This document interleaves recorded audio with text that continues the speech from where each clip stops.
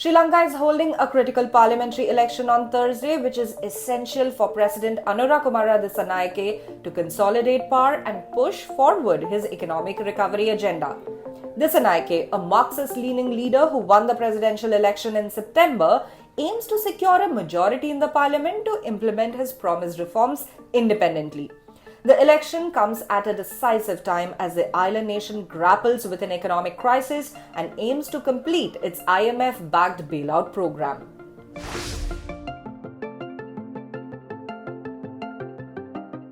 Disanayake's victory in September marked a significant shift in Sri Lanka's political landscape. As the head of the National People's Party, that is the NPP party, he won the presidency with 42% of the vote, defeating traditional parties that have dominated since the country gained independence from the British rule in 1948. However, his failure to secure over 50% of the vote has led to questions about his party's ability to garner a majority in the parliament.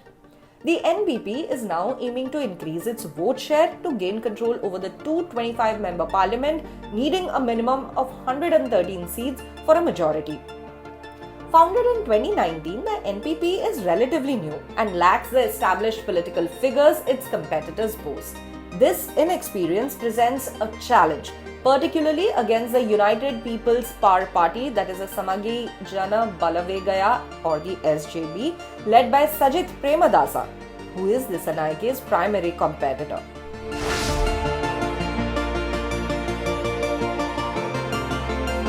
Sri Lanka's proportional representation electoral system is designed to allocate seats based on each party's share of votes.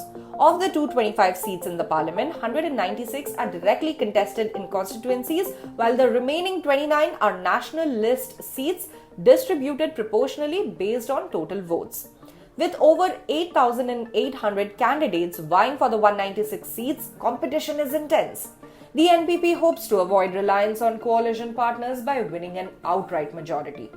Dissanayake has urged voters to elect his candidates to secure the parliamentary support necessary for his reform agenda, making this election pivotal for his administration's future.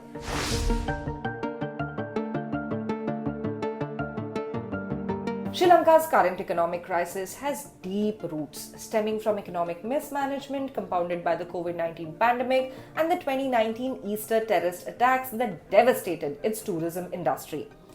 The crisis forced Sri Lanka to default on its external debt in 2022, leading to bankruptcy. Since then, the nation has entered a bailout program with the IMF and is close to completing debt restructuring with international creditors. The situation has been worsened by policy decisions from previous governments. In 2019, the administration implemented sweeping tax cuts that drained the treasury just as the pandemic struck, drastically reducing foreign exchange reserves and causing a currency collapse.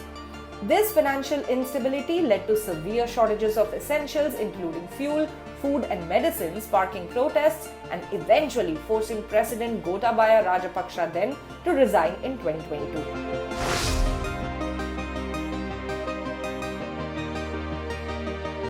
Ranil Wickremesinghe, who replaced Rajapaksa, managed to stabilize the economy, reduce inflation, strengthen the currency and boost foreign reserves. However, his approach of rising electricity rates and imposing new taxes to meet the IMF requirements fueled public discontent, contributing to his election loss. During his presidential campaign, Dissanayake criticized the IMF agreement, claiming it placed excessive strain on the Sri Lankan population. Despite this initial stance, he has since agreed to continue with the IMF plan, signaling a pragmatic approach. This decision underscores the urgency of stabilizing the economy and rebuilding investor confidence, even as it places a burden on ordinary Sri Lankans.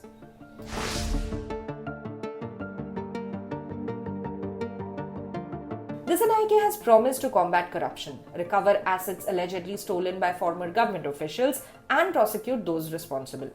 These commitments have resonated with a public wary of the corruption and nepotism that characterized previous administrations. The promise to hold past leaders accountable is seen as a positive step towards restoring public trust in government institutions, especially as citizens struggle with the economic aftermath of years of mismanagement.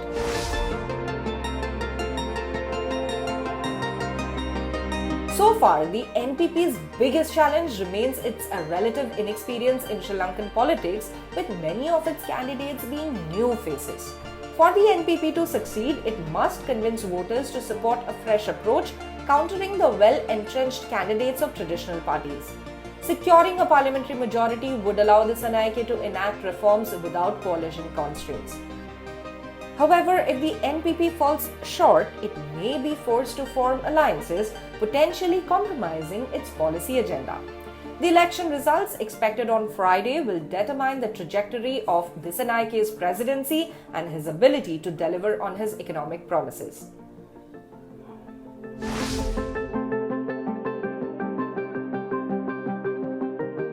Thursday's parliamentary election marks a turning point for Sri Lanka as it navigates its worst economic crisis in decades. The outcome will determine whether President Disanayake's NPP can secure the mandate needed to govern independently and implement his reform agenda. As the nation and the world watches closely, the results will reveal whether voters are ready to fully embrace a new political direction or remain cautious in the face of rapid change.